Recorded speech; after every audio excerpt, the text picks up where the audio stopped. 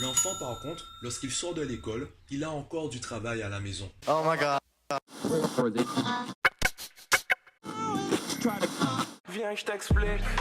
Yo, aujourd'hui, je voudrais t'expliquer comment suivre efficacement ton enfant à la maison. Je rencontre beaucoup de parents qui me contactent, qui me rencontrent et qui veulent savoir comment je pourrais aider leur enfant à progresser. Et avant de discuter avec leur enfant, je discute avec eux en tant que parents. Qu'est-ce qu'ils font eux à la maison pour aider leur enfant à progresser? Je veux savoir dans quel contexte se situe la famille. Ce n'est pas l'enfant qui change, c'est la famille qui change. Il y a des habitudes chez l'enfant qui doivent changer. Il y a aussi des habitudes dans la famille qui doivent changer. La meilleure façon d'accompagner un enfant scolairement, ce n'est pas de répondre à ses questions et d'être assis derrière lui pour l'aider à faire ses devoirs. C'est surtout de lui montrer comment nous on travaille. Donc, d'accompagner par mimétisme. Tu veux que ton enfant sache c'est quoi travailler? Eh bien, travaille devant lui. On savait tout ce qu'était un chien avant de savoir lire. On nous a montré l'animal, on nous a dit que ça c'est un chien et on a retenu l'information. Cet animal-là, cet objet-là, cet être vivant s'appelle un chien. Et là, je parle de quelque chose de tangible, quelque chose qu'on peut voir, qu'on peut toucher. Par contre, les notions comme travail, autonomie, motivation, méthodologie, comprendre, apprendre, etc., ce sont des mots en fait qui sont abstraits. Ils ne sont pas rattachés à des objets tangibles. Donc, lorsqu'on en parle devant notre enfant, il se peut qu'il y ait un décalage entre ce que nous on dit et ce que lui il comprend. Donc, la meilleure façon de s'assurer qu'il comprenne exactement ce qu'on entend par travailler, par comprendre, apprendre, etc., c'est de lui montrer explicitement quelles sont les actions qu'il doit reproduire pour obtenir les mêmes résultats. Donc, mimétisme, montre comment toi tu travailles. En tant qu'adulte, on oublie souvent que les enfants n'ont pas le même quotidien que nous. Nous, il y a la partie professionnelle, la journée au bureau, et la partie personnelle qui peut correspondre à la gestion du foyer, aux sorties entre amis, à l'éducation de notre enfant, etc.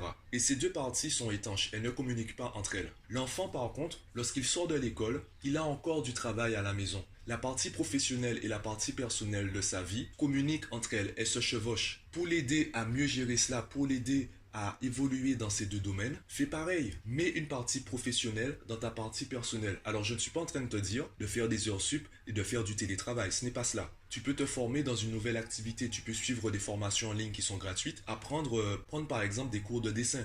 Et ça vous permettrait de faire une activité familiale.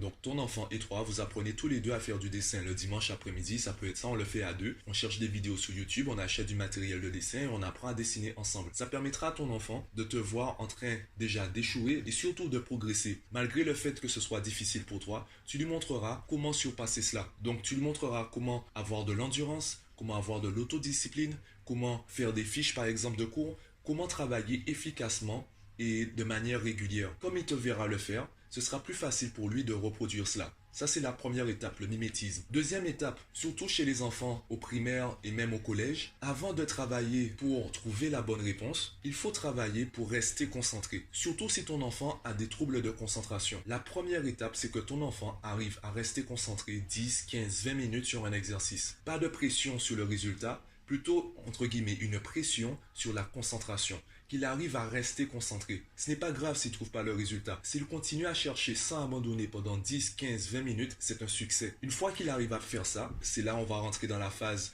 où on va utiliser un chronomètre, une phase de gestion du temps. Une fois qu'il arrive à rester concentré sur un exercice pendant 10, 15, 20 minutes, là on va travailler pour qu'il puisse trouver la bonne réponse en 10, 15, 20 minutes. C'est après que la bonne réponse intervient. Qu'il arrive déjà à rester concentré, c'est déjà une victoire, c'est déjà un succès en soi. Donc je te le répète, il y a deux étapes. La première étape, c'est de travailler devant lui, donc de l'éduquer, de le coacher par mimétisme. La deuxième étape, c'est de travailler sa concentration. Un enfant qui a du mal à rester concentré, même s'il connaît la bonne réponse, il y a peu de chances qu'il la trouve. Car s'il a besoin de rester concentré 15 minutes pour trouver la bonne réponse, alors qu'au bout de 10 minutes, il décroche, eh bien les 5 minutes qui lui manquent, c'est ce qui lui empêcheront de trouver la bonne réponse. Et j'ai rencontré beaucoup d'élèves comme cela. On a d'abord dû calmer le jeu. Au lieu de faire 3, 4, 5 exercices, on n'en faisait qu'un seul. Et le but, c'était de rester concentré. Pas forcément de trouver la bonne réponse, c'est de rester concentré. Puisque même si l'enfant apprenait le cours, même si l'enfant comprenait le cours, vu qu'il décrochait rapidement un exercice ou en évaluation, il ne trouvait jamais, ou du moins rarement, la bonne réponse. Même s'il savait. Du coup, à la correction, il se disait, mais en fait, je savais. En fait, je pouvais. Comment ça se fait que je n'arrive pas à avoir de bonnes notes? Et il commence à se dire, c'est peut-être parce qu'il est nul, ou peut-être que c'est la faute du professeur, peut-être que c'est la classe qui n'est pas bonne, etc. Il va rejeter la faute sur les autres, non pas qu'il accuse les autres, non pas qu'il ne prenne pas ses responsabilités, c'est surtout qu'il est encore trop jeune pour vraiment comprendre l'origine du problème. L'origine du problème, c'est sa concentration. Alors, il va peut-être dire, j'ai du mal à rester concentré. D'accord, il arrive à localiser le problème.